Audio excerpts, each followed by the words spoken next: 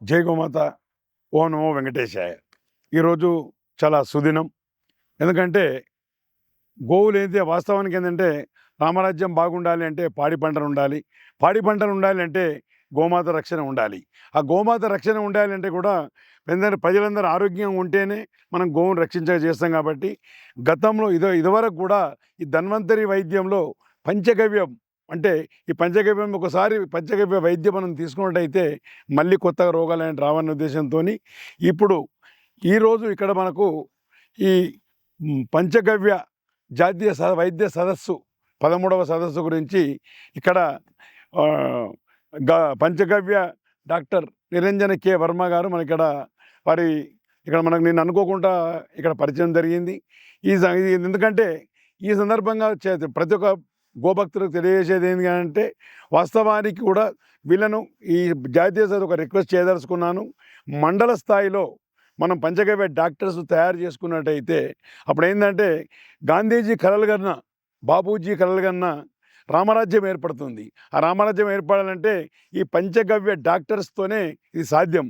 ఆరోగ్యం ఉంటేనే ఏదైనా పని చేయగలుగుతాం. కాబట్టి ఆరోగ్యానికి కృషి చేస్తున్నటువంటి ఈ పంచగవ్య డాక్టర్స్ తర్వాత ఈ పంచగవ్య 13వ సందర్భంగా విచ్చేస్తున్న వారికి కూడా నేను పాదాభివందనతో మీ ద్వారానే పదం తెలియజేసేది ఏంటంటే మండల స్థాయి నుంచి దీన్ని తీసుకెళ్ళండి. మనం తయారు చేసిన గోమాత ప్రొడక్ట్స్ అది ప్రజలకు అందుబాటులో తీసుకురండి. ప్రతి దగ్గర క్లినిక్లు ఓపెన్ చేయండి. ఓపెన్ చేసిన మా వంతు సహాయ సహకారాలు ఉంటాయి. అలాగే వీరి ఆధ్వర్యంలో కూడా రాబోయే కాలంలో కూడా మేము 4 సంవత్సరాలు టీటీడీ బోర్డు మెంబర్ ఉన్నప్పుడు ఇక్కడ ఎస్ఆర్ఆర్ ఫౌండేషన్ ద్వారా చాలా కార్యక్రమాలు చేపట్టినాం మేము. అలాగే ఇక్కడ కూడా మేము చాలా మహతి ఆడిటోరియంలో కూడా వెండి తొట్టెలో నామకరణం చేసినాం కూడా ఇదివరకు 2 సంవత్సరాల క్రితం. రాబోయే కాలంలో ఇంతకుముందు గుడికో గోమాత మేము ఉన్నప్పుడు పెట్టడం జరిగింది. ఇప్పుడే మేము అడిషనల్ ఈవో గారిని కలిసిపోవడం జరిగింది. బడికో గోమాత స్కీమ్ పెట్టమని వారిని రిక్వెస్ట్ చేశాము. దానికి వారికి బోర్డు మీటింగ్లో పెట్టి వాళ్ళు ఆలోచిస్తామన్నారు.